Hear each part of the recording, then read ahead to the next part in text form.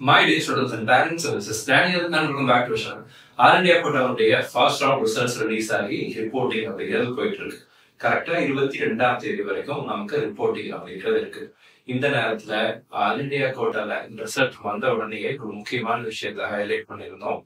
நமக்கு ஜம்மு அண்ட் காஷ்மீர்ல இருக்கக்கூடிய அனந்த்நாக் அப்படிங்கிற அந்த பகுதிகளில் ஒரு அரசு மருத்துவக் கல்லூரியில 15 இடங்களுக்கு பதிலாக 30 இடங்கள் சீட் அலாட்மெண்ட் அப்படிங்கிறது நடந்திருக்கு அப்படிங்கிறத ஹைலைட் பண்ணியிருந்தோம். இப்போ வரைக்கும் எம்சிசி தரப்பிலிருந்து எந்த விதமான கிளாரிபிகேஷனும் கொடுக்கப்படவில்லை. ஸோ இதை நம்ம அடுத்தபடியா இந்த காலேஜஸ் ஆக்சுவலா எவ்வளவு காலேஜஸ் அங்க ஜம்மு அண்ட் காஷ்மீர்ல இருக்கு, அதுல எவ்வளவு சீட் இருக்கு, இந்த மாதிரி நிறைய விஷயங்களை ஊர்ஜிதப்படுத்தி நிறைய எவிடன்ஸோட நான் உங்களுக்கு காட்டுறேன். இது பாசிபிளி ஸ்கேம் ஆகலாம் அல்லது ஒரு எரர் ஆகலாம். In case if it is an error சிஸ்டமேட்டிக்கா சிஸ்டம்ல ஏதோ ஒரு எரர் ஆகி போச்சு அப்படின்னா அதற்கு கிளாரிபிகேஷனை எம்சிசி கொடுக்கணும். பிகாஸ் இந்த கவுன்சிலிங் மீதான நம்பிக்கையும் மாணவர்கள் பெற்றோர்களுக்கு இந்த கவுன்சிலிங் ப்ராசஸ் டிரான்ஸ்பரண்டா இருக்கு அப்படின்னு தான் உருவாகும்.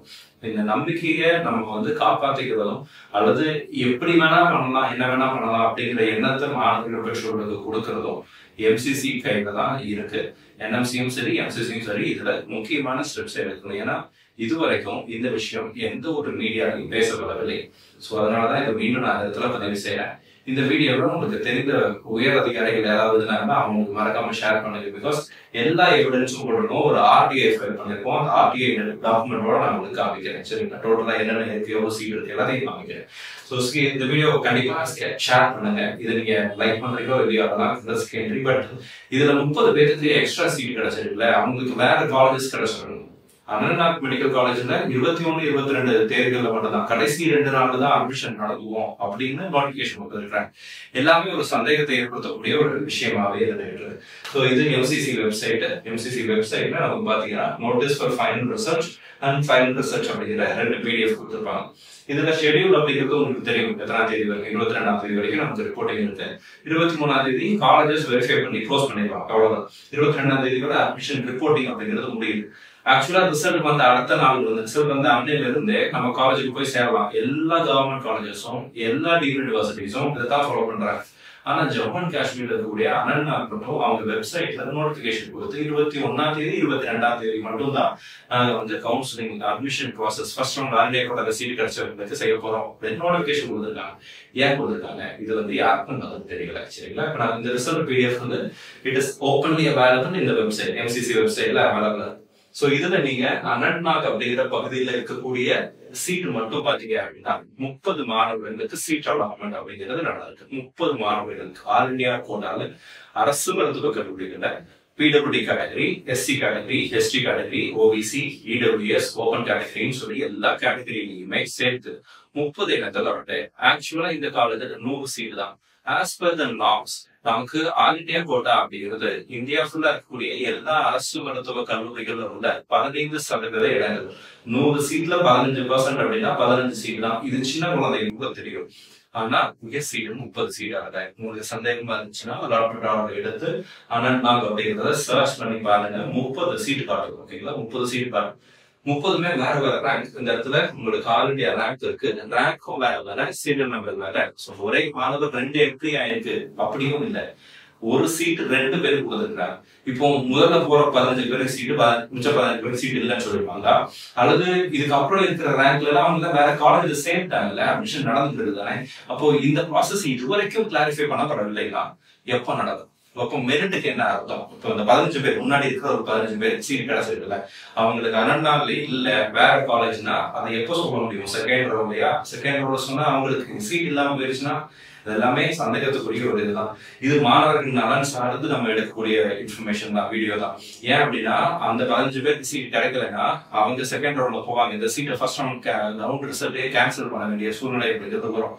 அப்போ திரும்ப ரிசல்ட்ங்கிறது விட வேண்டிய இருக்கும். இந்த ரிசல்ட் ரிலீஸ் ஆன அன்னைக்கே நான் வீடியோல சொன்னேன். ப்ரொவிஷனல் ரிசல்ட் வந்த உடனே சொல்லியிருந்தேன். நமக்கு ஃபைனல் ரிசல்ட் வந்ததுக்கு அப்புறம் நான் வீடியோ போட்டிருந்தேன். அதுலயே நான் சொல்லியிருந்தேன். பட் இதுவரைக்கும் எந்த விதமான அப்டேட் வரல அப்படிங்கிறதா. இப்போ அடுத்து பாருங்க, அனந்த்நாக் இப்போ எக்ஸல் ஷீட்ல நான் இதை எடுத்து போட்டிருக்கிறேன். இதுல அனந்த்நாக் மட்டும் நான் இந்த இடத்துல உங்களுக்கு தெளிவாக காமிக்கிறேன். ஒட்டுமொத்தமா பாத்தீங்க அப்படின்னா அந்த பின்கோடுங்கிறது 19210221 போட்டிருக்காங்கல்ல. இதே இதுல ஆக்சுவலா இந்த இதுல பாத்தீங்கன்னா கேபிட்டல் லெட்டர்ல ஒரு நேமும் ஸ்மால் லெட்டர்ல ஒரு நேமும் இருக்கு. எல்லாம் ஒரே காலேஜ் தான், சரிங்களா? எல்லாமே ஒரே காலேஜ் தான். இதுல வந்து வேற வேற சீரியல் நம்பர் 14055 15673 16020 16225 எல்லாமே வேறங்க.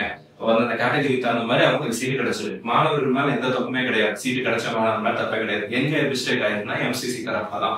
அப்போ இதை வந்து அவங்க தான் என்ன பண்ணணும், கிளாரிபிகேஷன் அப்படிங்கிறத கொடுக்கணும்.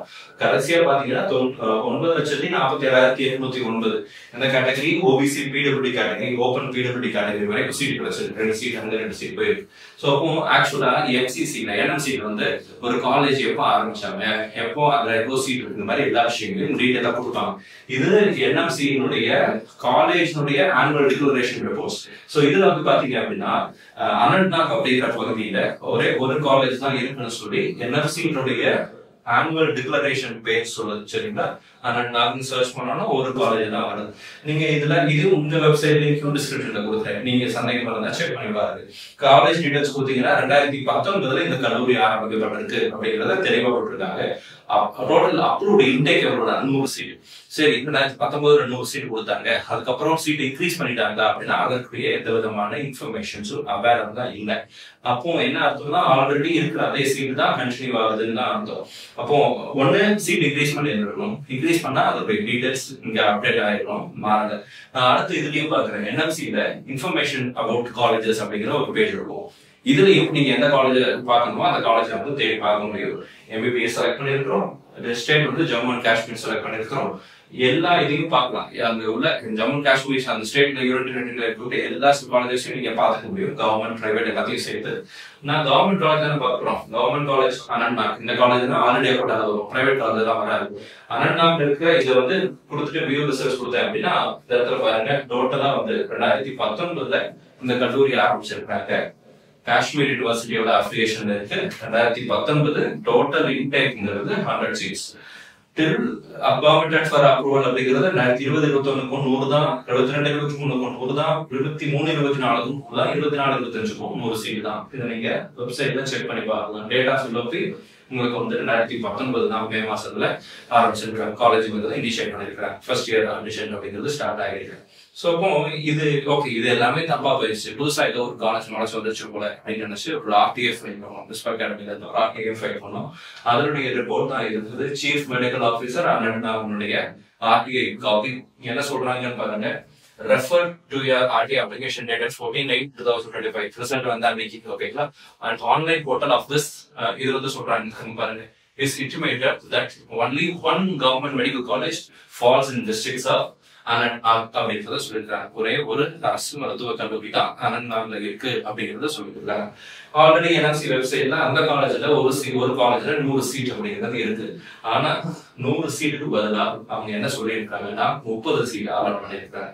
இப்போ சந்தேகத்தை எங்க அதிகப்படுத்துறாங்க அப்படின்னா, எங்க இன்க்ரீஸ் ஆகுது, ஏன் நம்மளோட இன்னும் இன்க்ரீஸ் ஆகுது அப்படின்னா, என்எஃப்சி நமக்கு வந்து கவர்மெண்ட் காலேஜ் ஆஃப் அனந்த்நாக்ல இருக்கிறோம். கவர்மெண்ட் மெடிக்கல் காலேஜ் அனந்த்நாக் அந்த வெப்சைட்ல சர்க்குலர்ல MBBS admission process in GMC Anantnag round 1 under already அப்படின்னு ஒரு நோட்டிபிகேஷன் கொடுத்துருக்காங்க. சரியா? நல்ல நோட்டிபிகேஷன்.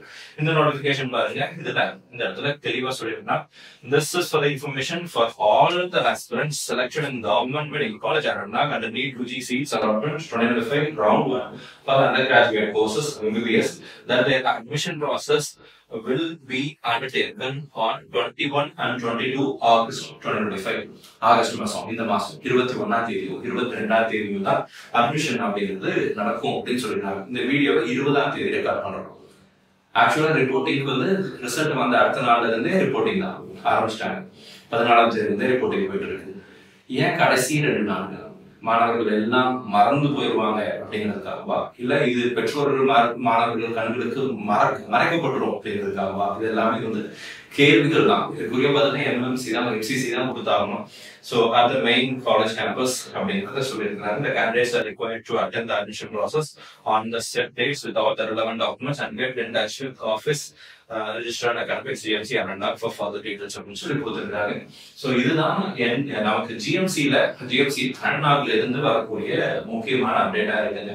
நீங்க இது எல்லாமே கோ த்ரூ பண்ணி பாருங்க. இதுல என்னென்ன விஷயங்கள்லாம் இருக்கு அப்படின்னு பாத்தீங்கன்னா, இது கடைசி நிலையில இருக்கக்கூடிய மாணவர்கள் வரைக்கும் பாதிப்புகளை ஏற்படுத்தக்கூடிய ஒரு முடிவு. ஏன் அப்படின்னா, டீம்ட் யூனிவர்சிட்டியில சீட் கிடைச்சவங்களுக்கு முன்னாடி 15 பேர் இருக்காங்க. இந்த 15 பேரு கவர்மெண்ட் காலேஜஸ் எல்லா மாணவர்களுடைய அந்த ரேங்கையும் சேஞ்ச் பண்ணணும். அப்போ ஒருத்தருக்கு ஒரு காலேஜ் கிடைச்சிருக்கு அப்படின்னா 15 சீட் அப்படியே கீழே இறங்கிட்டே வரும். இப்ப நம்ம ஒரு கவர்மெண்ட் காலேஜ்ல சேர்ந்துருக்கோம், தமிழ்நாடு காலேஜஸ்லயோ அல்லது வேற ஸ்டேட்லயோ ஆர்என்ஏ போல கவர்மெண்ட் காலேஜ்ல சேர்ந்துருக்கீங்க அப்படின்னா, கடைசியா சேர்ந்திருப்பாருல ஒரு ஸ்டூடெண்ட் க்ளோசிங் ரேங்க்னு இருப்பாங்க, அவருக்கு சீட் கிடைக்காம போகக்கூடிய சூழ்நிலைங்கிறது உருவாகும். இது அப்படியே விட்டலாமான்னு கேட்டா விட முடியாது. ஏன் விட முடியாது? 100 காலேஜ்ல 100 சீட்ல 30 சீட் ஆர்என்ஏ கோட்டா கொடுத்துட்டா, ஸ்டேட் கோட்டாக்கு 85 சீட் எங்க இருந்து கொடுப்பீங்க? ஆஸ் பர் நார்ம்ஸ் ஒரு கவர்மெண்ட் மெடிக்கல் காலேஜ் உங்களுக்கு அங்கீகரிக்கப்பட்ட இடங்களை தாண்டி அட்மிஷன் செஞ்சா அந்த அட்மிஷனை கேன்சல் பண்றதுக்கு எல்லா அனுமதியும் இருக்கு. இது பிரைவேட் காலேஜஸ் பண்ணாங்கன்னா ஆக்ஷன் எடுக்கிறாங்க.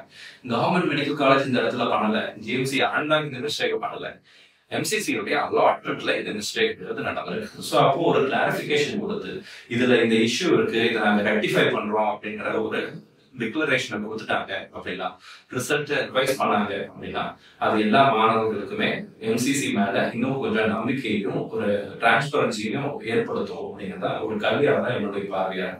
நீங்க என்ன நினைக்கிறீங்க? மேபி இதுல உங்களுக்கு நெகட்டிவான ஃபீட்பேக்ஸ் கூட இருக்கலாம், எனக்கு சீட்டு போயிருமோ அப்படின்ற பயம் கூட இருக்கலாம். பட் எல்லாத்தையும் தாண்டி மதிப்பெண்கள் பெற்ற ஒரு மாணவருக்கு கூட அவருடைய வாய்ப்பு பறிபோய்விடக்கூடாது அப்படிங்கிறதா என்னுடைய எண்ணமா இருக்கு. ஏன்னா 15 பேர் எக்ஸ்ட்ரா அங்க கவர்மெண்ட் காலேஜ் கிடைக்கும் போது உங்களுக்கு ஏன் கொடுக்கல, எனக்கு ஏன் கொடுக்கல அப்படின்ற எண்ணம் இருக்கும்ல. இப்ப நம்ம ஸ்டூடெண்ட் யாரோ ஒருத்தர் கிடைக்கலன்னா மற்றவங்களுக்கு எப்படி கிடைச்சிருக்கும்? ஒரு கவர்மெண்ட் காலேஜ்ல 30 பேருக்கு ஃப்ரீயா எப்படி சீட் கிடைக்க முடியும்? அவங்க கவுன்சிலிங் மெரிட் அடிப்படையிலே போயிருந்தாலும் கூட அவங்க யார், அவங்க ரேங்க் இது எதுவுமே நமக்கு தெரியாது. இப்போ இதனுடைய டிரான்ஸ்பரன்சி மெயின்டைன் பண்ணாதான் அது அடுத்தடுத்த ரவுண்ட்ஸ்ல இன்னும் கொஞ்சம் நம்பிக்கையும் வருங்கால மருத்துவர்களுக்கு அதை செய்யக்கூடிய நன்மையா. இந்த வீடியோ பத்தி நீங்க என்ன நினைக்கிறீங்க அப்படின்றத கமெண்ட் செக்ஷன்ல டைப் பண்ணுங்க. மேபி இந்த வீடியோ உங்களுக்கு தெரிந்த நபர்கள் யாரா இருந்தாலும் அவங்களுக்கு ஷேர் பண்ணுங்க. ஸோ தட் இந்த இன்ஃபர்மேஷன் இன்னும் கொஞ்சம் வைடா ஸ்ப்ரெட் ஆகும். அண்ட் இதை ஏதாவது ஒரு மீடியா எடுத்து பேசுவாங்கன்னு நம்புறேன். Let's wait and watch. All the best. Thank you so much.